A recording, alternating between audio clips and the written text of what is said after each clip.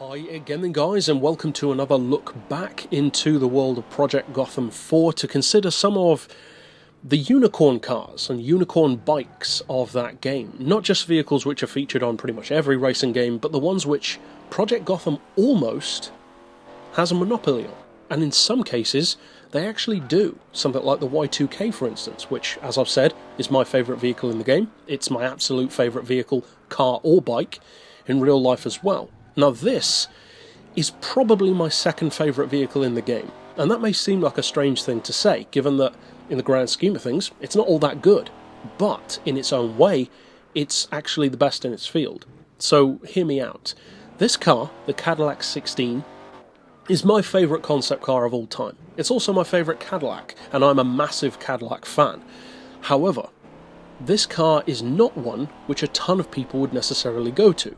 Because, first of all, it's not in the higher classes, and understandably, most people will look to those classes to have fun with, and to look at the best vehicles. This one is way down in Class E. Now, should it be that low? I don't technically think so. I think it should be in the D class. However, the fact that it is in the E class is potentially quite useful, because it could well be one of the fastest in that class. Why? Well, put simply, because it has twice the engine size of the average supercar, twice the cylinders of the average sports car, and the power of a Veyron. Now, in a limo, that's a pretty good spec sheet to be working with. It weighs a lot, of course, and it's a massive car, one of the biggest luxury concepts ever made, but still, it's rather quick, and the specs in the game mirror that. Now, to be a little bit more specific about it, for those who are maybe unfamiliar with the 16, this car has a 13.6 litre V16 engine, as the name suggests. The V16 alone is my favourite piston engine design, so that's going for it as well, and it's not like there are many cars that use that, especially in a production world, although this one unfortunately didn't get that far. And that engine is putting out, as I said, the power of a Veyron, 1,000 horsepower, and a similar level of torque as well. Now, of course, it's not designed for sheer outright speed, it's just designed to be as extravagant as possible, in a similar way to something like a Rolls-Royce Phantom or a Maybach 62S, or some others too, but those are the primary rivals. So with that in mind, it's not necessarily going to be as quick as its raw numbers suggest in the real world, but that doesn't stop people in games. In fact, the funny thing about this Cadillac is that more often than not, when it is featured in a game, which isn't that often, it's actually deceptively fast. For instance, this is available as a DLC car, or it was available, you can't get it anymore, in Test Drive Unlimited, which was for a time my favourite racing game, and this was by far my favourite car in the game. I used to cruise around the map playing classical music like a Don or some crime boss, driving around this huge black limo with this crazy massive engine, and also I even got the game to glitch so that this could outrun everything, even a Koenigsegg, and that just added another layer of fun. Then you've got Midnight Club, which also features this car. Again, my favourite car in the game, my go-to car, had it finished in solid black with gold rims. Of course I did, it's a racer's game, and it could do 250 miles per hour. But then again, so could a Civic in that game, so it's not necessarily surprising that all of the vehicles are stupidly overpowered on Midnight Club. But it was still a lot of fun to drive something this ridiculously huge. Then you've got Project Gotham 4, and that's when it changes a little bit.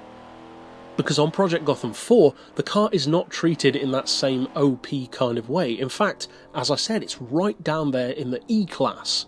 That's really low, one of the lowest in the game. But with 1,000 horsepower, to give you some perspective, that's putting a 1,000 horsepower limo in the same category as something like, for instance, a Van Wall, the Grand Prix style little track day special. That's not a slow car, but against a 1,000 horsepower limo, not exactly a fair fight. So what about the specs? How do they rate this car, and then how does that match up to what it can actually do? Because sometimes, at least as far as I'm concerned, the specs are inaccurate on the game. Well, first of all, for acceleration, they give it an 8, and I definitely disagree with that, because, to put it into perspective again, if you go one class higher, to the D level, there's a car there, the Mercedes CLK DTM, one of the rarest Mercedes exotics ever made, and that's got a 7 for acceleration. That's ridiculous. This Cadillac should not be rated higher than that. That does 0 to 60 in 3.8 seconds. This doesn't, quite frankly. Now maybe it does in the world of the game, but it shouldn't be that fast. And to be honest, it doesn't feel that fast either. I would probably give it a 6, maybe a 7 if I'm being generous, but definitely not an 8. As far as braking though, it goes the other way. They give it a 2. Really? A 2 out of 10? That means it could literally only get 1 grade worse. No, not at all. This should not be a 2 out of 10, it should be at least a 4, maybe even a 5, because the brakes on this are more than good enough for its size and its weight. So I definitely disagree with that, possibly even more than all of the others actually. As far as grip, they give it a 3. That's fair enough, maybe a 4 for me, but yeah, you can get the tail out for sure. Yeah, it does have a huge amount of power and torque after all. As far as drifting, they do give it a 5 though. Yeah, that's fair enough. Middle of the line, 5 out of 10, 50-50. Because it can drift, but at the same time, it's not as good at drifting as you might hope, because it is a huge car, and on most of the tracks it's fairly difficult to get it to hold a drift without ploughing into a wall. So, yeah, 5's fair enough. If you want to spend the time piloting it, yeah, it can do it if you want it to. And finally, for the top speed, they give it a 7.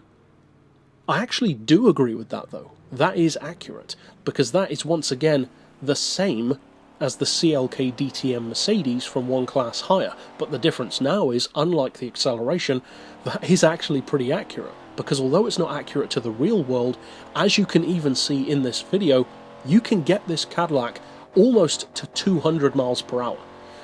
That's very impressive. For an E-Class car, that might even be the quickest E-Class vehicle in the game. No, I haven't compared them all, so it might not be, but that's got to be up there with the best of them for sure. So overall, I do fundamentally disagree with some of the ratings, but overall it does average out to be a decent enough car in terms of the ratings that it's given. And I would say that the best thing overall is that it is in the E-Class. It's a very good car in the E-Class. Now, at the same time, of course, don't expect to jump into this car and be putting down Zonda F lap times. Of course not, it's a huge limo. It always will be, you can't change that. But if you do decide to put in the work, put in the effort, and learn how to drive it and use it correctly, this car really can be a weapon. And personally, being as I am a super fan of this car, it is my favourite concept car of all time, I think, then yeah, it's really cool to see it in the game. And I love the fact that it is featured in the game. So if you get the chance to play Project Gotham 4, certainly give it a look. It's an interesting concept car, and one of the most unique vehicles in the game, in terms of its rivals. So yeah, that's it for this episode overall. Of course, I'll see you guys next time, and for now, as always, thanks for watching.